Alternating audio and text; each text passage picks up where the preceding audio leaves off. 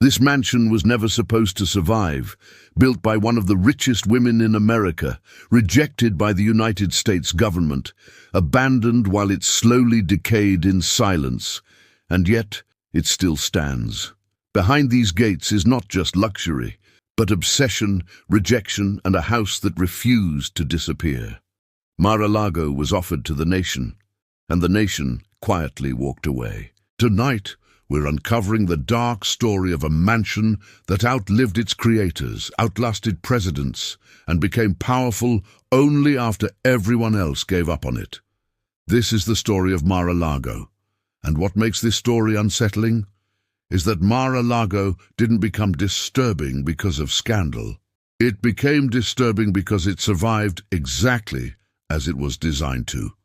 Before we begin, if you're watching from anywhere in the world, tell us in the comments where you're watching from, and if you're drawn to the quiet, hidden histories behind famous places, stories that were never meant to be told this way, subscribe to the channel. We don't chase noise here. We uncover what was buried. Mar-a-Lago did not begin as a home.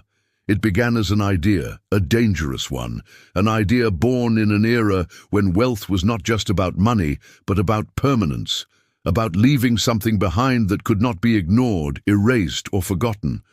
Long before the estate became a symbol recognized across the world, it was the private obsession of one woman who believed architecture could defeat time itself. In the early 1920s, Palm Beach was still shaping its identity.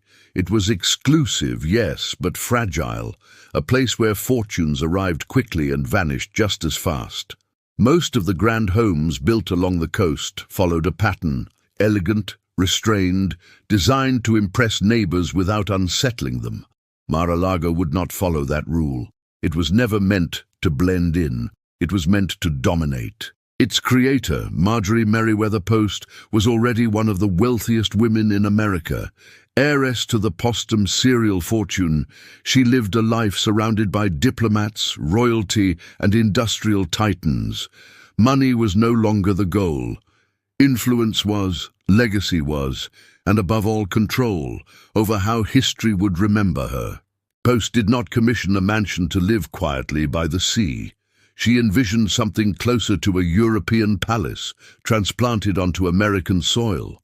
A structure that would outlast trends, governments, even nations if necessary. She personally oversaw every detail, from the shape of the towers to the materials imported from across the Atlantic. Spanish tiles older than the United States itself were shipped in crates. Marble floors were chosen not for comfort, but for intimidation. Gold leaf was applied where no one needed it, simply because it could be. Construction began in 1924, and from the start, the project drew uneasy attention.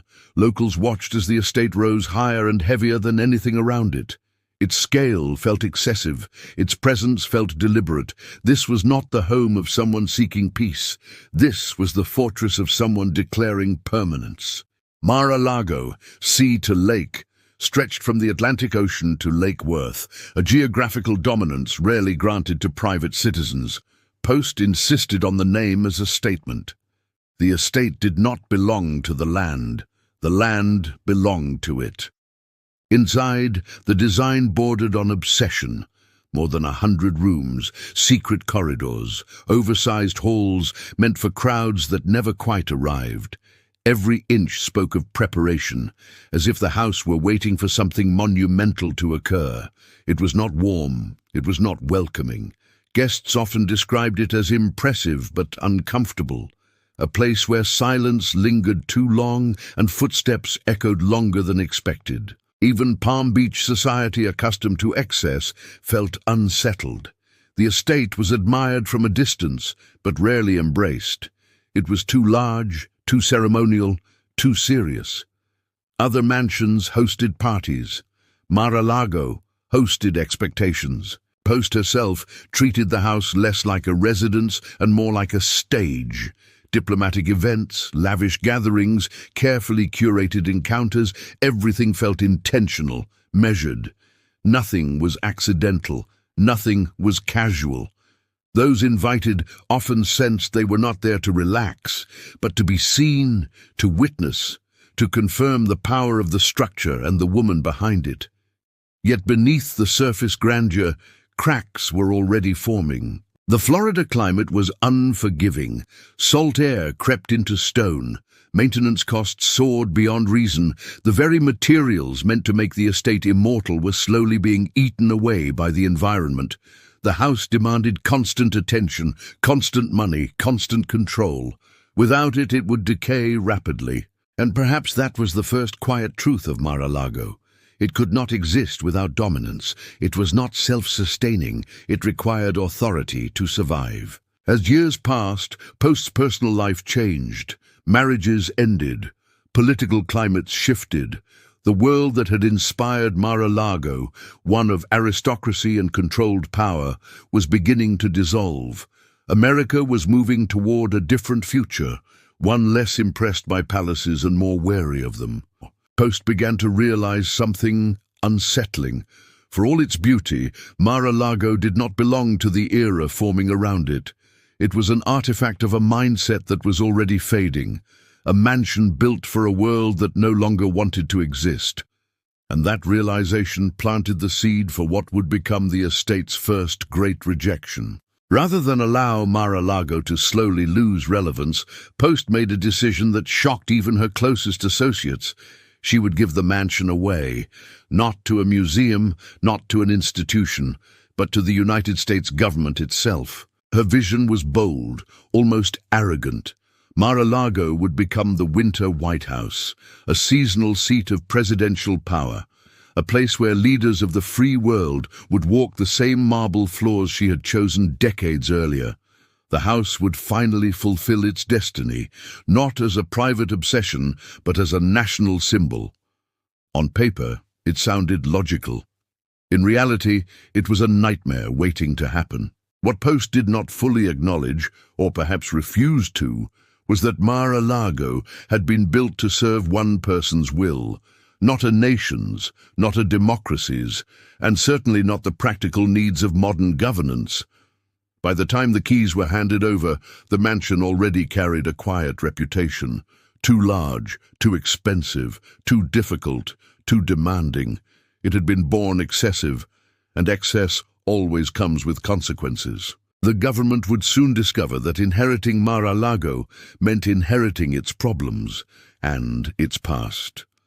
And for the first time since its creation, the mansion would face something it had never encountered before: rejection.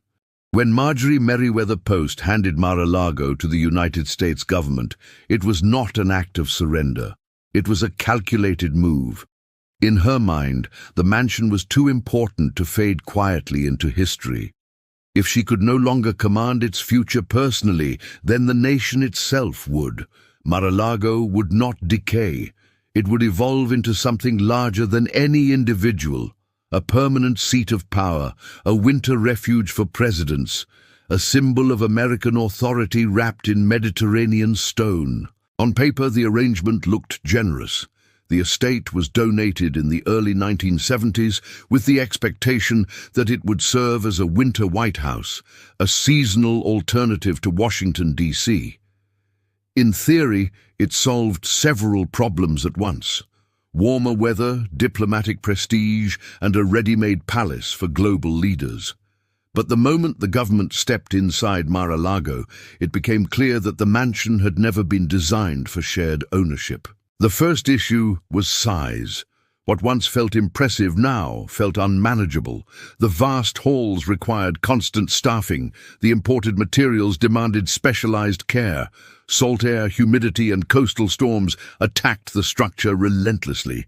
Every month, the cost of maintenance climbed higher. Every year, the bill grew heavier. The mansion was not just expensive. It was insatiable. Security officials raised immediate concerns. The estate stretched from ocean to lake, creating an impossible perimeter to defend. Open water on both sides meant vulnerability. Public beaches nearby meant uncontrolled access.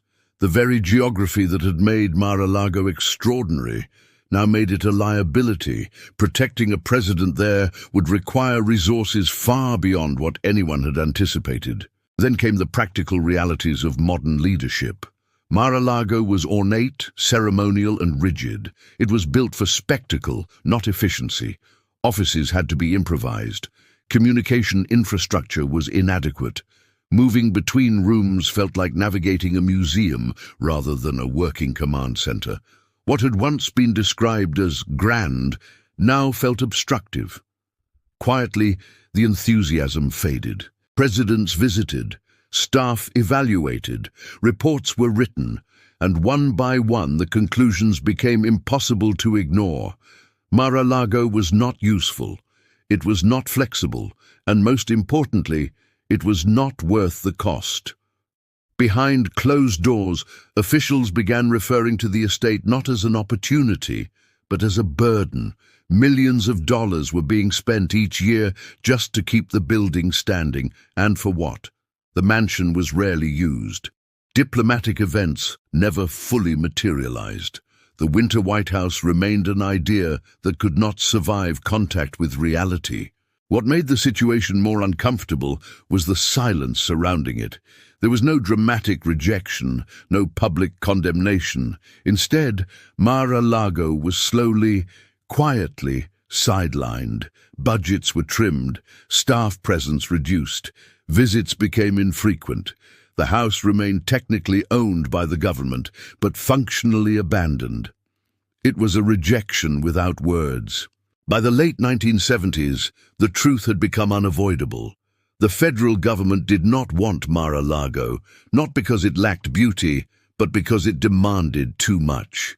It required a level of devotion that institutions could not give.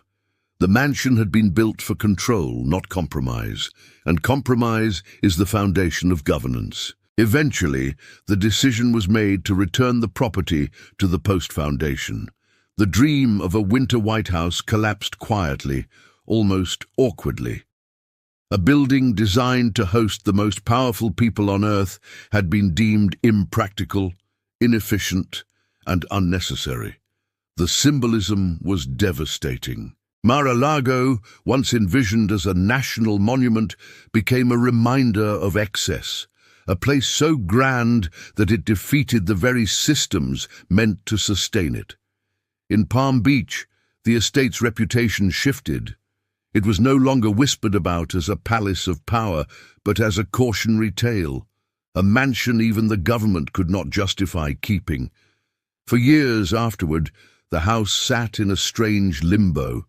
It was too large to sell easily, too expensive to maintain privately, too controversial to redevelop. Buyers were hesitant, investors walked away. The costs alone were enough to scare off even the wealthy. And so Mar-a-Lago began to decay, not dramatically, but quietly. Rooms went unused, corridors echoed with emptiness. The glamour remained on the surface, but underneath, the structure was slipping into irrelevance, a monument without a mission. What made this phase of its existence unsettling was not decay itself, but invisibility. Mar-a-Lago did not collapse. It did not burn. It simply stopped mattering. And for a mansion built to command attention, nothing could have been more humiliating. By the early 1980s, Palm Beach society largely avoided it. It was an uncomfortable presence, a reminder of ambition gone too far. People spoke of it less and less, as if ignoring the house might finally neutralize it. But buildings like Mar-a-Lago do not disappear easily. They wait, and soon someone would see value where everyone else saw failure. Someone who understood power not as tradition, but as perception.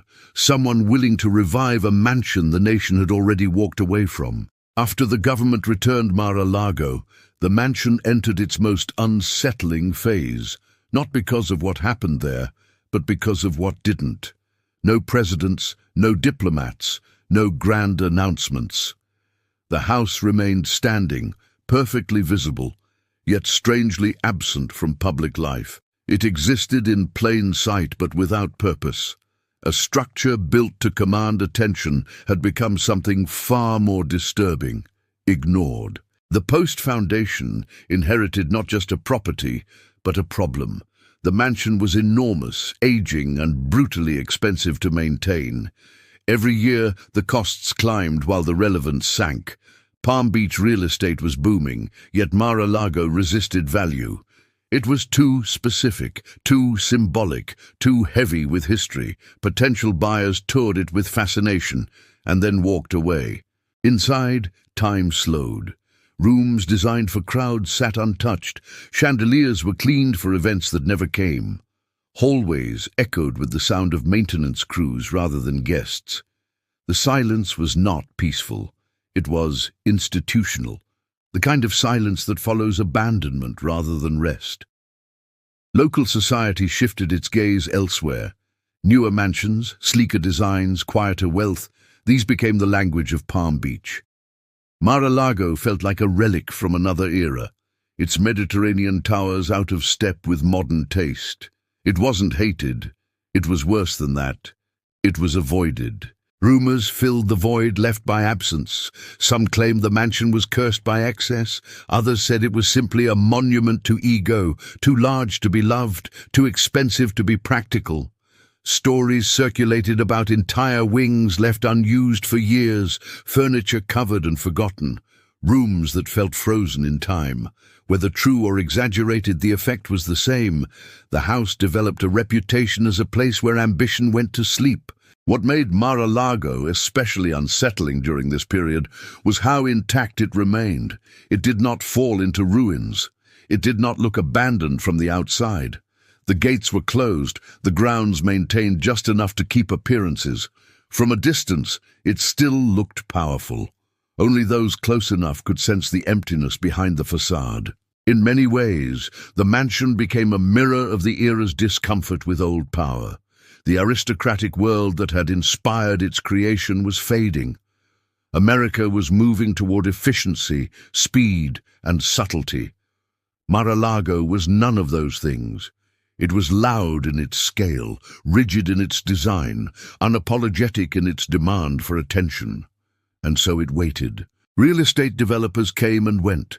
Proposals were discussed quietly. Subdivisions, resorts, partial demolitions. None felt right. Altering Mar-a-Lago seemed almost disrespectful, yet preserving it felt irrational. It was too historically significant to destroy, but not significant enough to protect. Trapped between reverence and rejection, the mansion remained in limbo. By the early 1980s, it had become something of a financial ghost. Everyone knew it was there. Everyone knew its name, but no one knew what to do with it. The longer it sat untouched, the heavier its reputation grew. What once symbolized permanence now symbolized stagnation. And yet, beneath the layers of dust and quiet neglect, the mansion's original purpose had not disappeared. It was still built for control, for exclusivity, for presence. Those qualities do not expire. They simply wait for the right owner to recognize them. Most people looked at Mar-a-Lago and saw failure. One man would look at it and see opportunity. He would not see decay as a warning, but as leverage. He would not see abandonment as rejection, but as proof that the property had never been understood. Where institutions saw inconvenience, he would see untapped power. The gates had been closed for years. They would not remain that way forever. By the mid-1980s, Mar-a-Lago had been written off by nearly everyone who mattered. To Palm Beach society, it was an architectural overstatement. To investors, it was a financial sinkhole. To institutions, it was a reminder of ambition gone wrong. The mansion's silence had lasted so long that it felt permanent, as if the estate had accepted its own irrelevance. Then, unexpectedly, that silence broke. The buyer who stepped forward was not drawn by tradition or preservation. He was drawn by contrast. Where others saw decay, he saw negotiation power. Where experts saw maintenance costs, he saw headlines. And where the elite saw embarrassment, he saw spectacle. Donald Trump's purchase of Mar-a-Lago in 1985 was not driven by nostalgia, it was strategic. He acquired the estate at a fraction of what it had cost to build, taking advantage of a property no one else wanted. The timing mattered. Luxury real estate was shifting, and Trump understood something others didn't. Value is not always tied to comfort. Sometimes it's tied to attention. From the beginning, he approached Mar-a-Lago differently. He did not try to make it subtle. He did not try to soften its presence. Instead, he amplified exactly what had made others uncomfortable: the scale, the exclusivity, the sense that the property was not meant for everyone. The mansion was no longer treated as a relic. It was reframed as a statement. Trump invested heavily in restoration, but not in the traditional sense. The goal was not historical accuracy. It was impact. Gold was polished, not muted. Spaces were redesigned to feel imposing rather than intimate. The estate became less of a home and more of a controlled environment, part private residence, part social fortress. One of the most significant changes came with the decision to transform Mar-a-Lago into a private club. This was not an attempt to make the property accessible. It was the opposite. Membership was selective, expensive, symbolic. Entry itself became a marker of status. What had once been a burden was now a gate. This shift altered Mar-a-Lago's identity completely. Instead of serving the public or the government, it served a curated circle.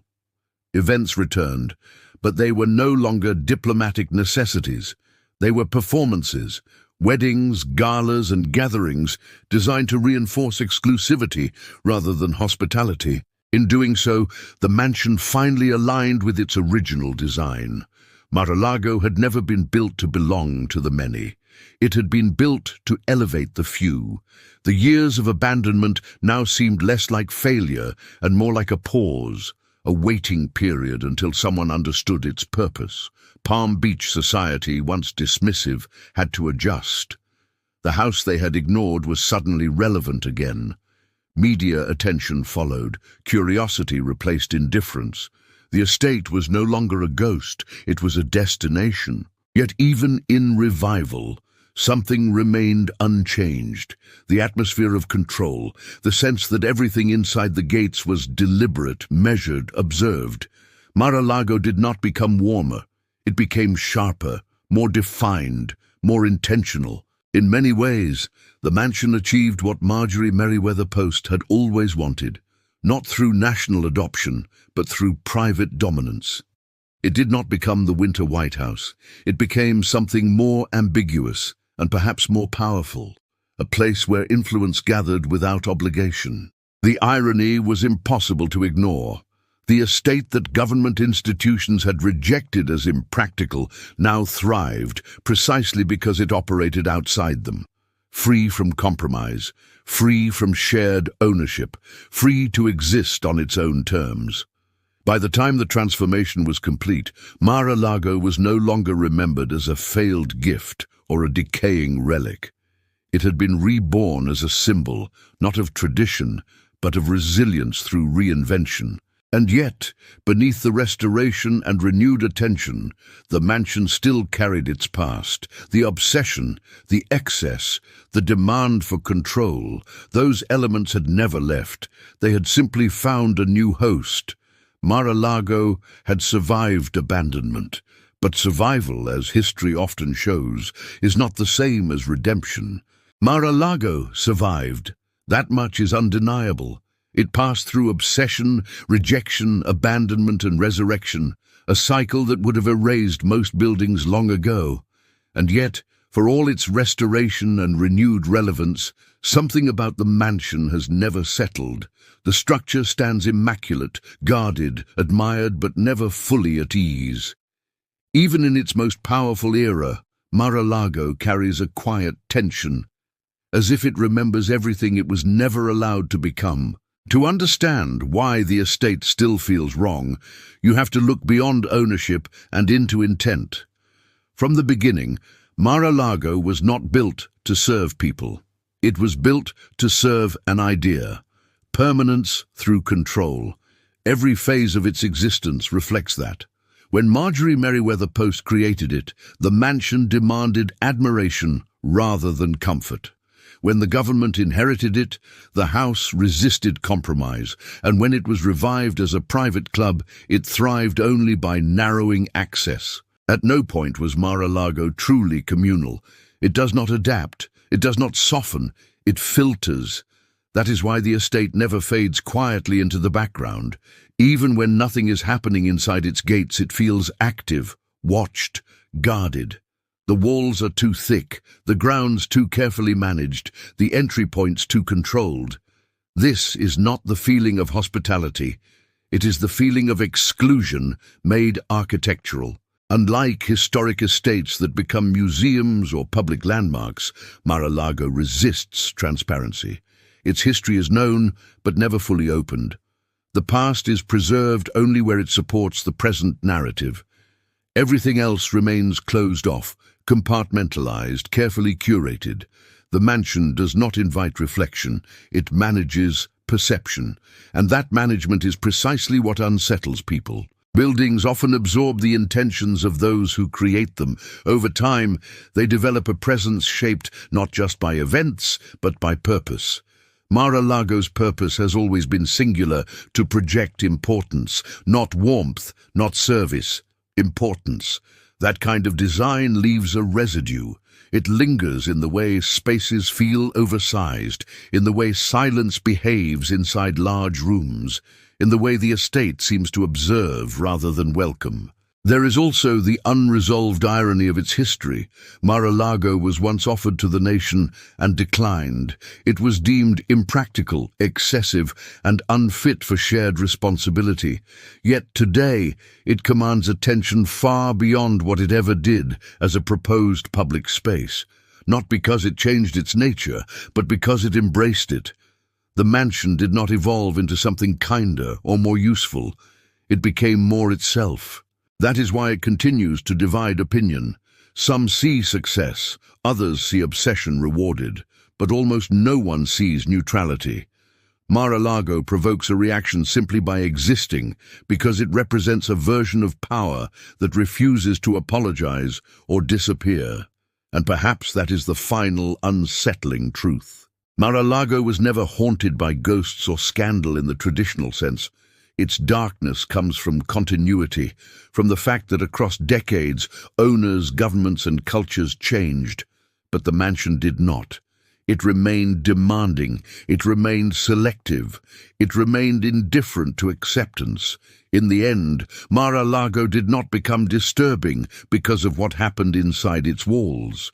It became disturbing because it survived without ever needing to change. A house built to control time may not stop it, but it can outlast those who try. And Mar-a-Lago is still standing,